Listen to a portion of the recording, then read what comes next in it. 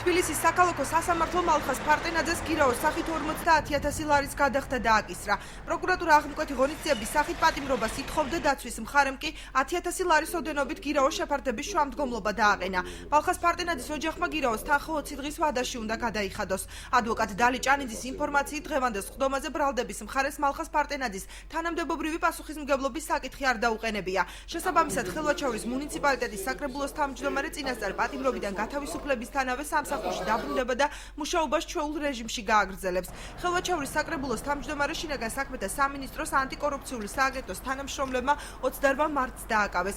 გამოძიება თავდაპირველად დიდი ოდენობით ქრთამის აღების ფაქტზე მიმდინარეობდა, თუმცა მოგვიანებით მას თაღლითობის მცდელობაში წაუყენეს ბრალი. ოფიციალური ინფორმაციით ფარტენაძე მოქალაქეს გონიოს დასახლებაში, ზღვისპირა ზოლში მდებარე სახელმწიფოს კუთვნილი 10,000 კვადრატული მეტრი მიწის ნაკვეთის აუქციონის წესით დაბალ ფასად შეძენაში დახმარებას დაპირდა, რის სანაცვლოდ ქრთამის სახით $1,600,000 ამერიკული დოლარი მოსთხოვა. წინასწარ კი 50,000 ამერიკული დოლარი გამოართვა. ადვოკატის ინფორმაციით საქმის მასალებში მითითებული არ არის, რომელ მიწის ნაკვეთზეა საუბარი. ჩვენს მიერ მოთხოვნილი იქნა აღკვეთი ღონისძიების სახით გამოყენებული იქნა გირაო 10,000 ლარის ფარგლებში.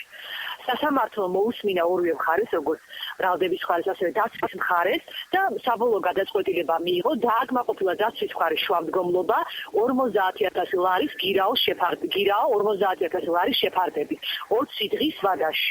სოფელში გააჩნიათ მიწის ნაკვეთი, აუდიტის დასმას გავაკეთებთ შეფასების და მოვახდეთ მიმართეთ სასამართლოს შემდგომ, რომ გირაოს უზრუნველსაყოფად დატვირთოს ეს უძრავი ქონება, რომელსაც წარმოადგენთ ამონაძეს აუდიტ დასმასთან ერთად და შემდგომ დაკმაყოფილების დროს მივიდათ რეჟიმში და დაედება გადაღა.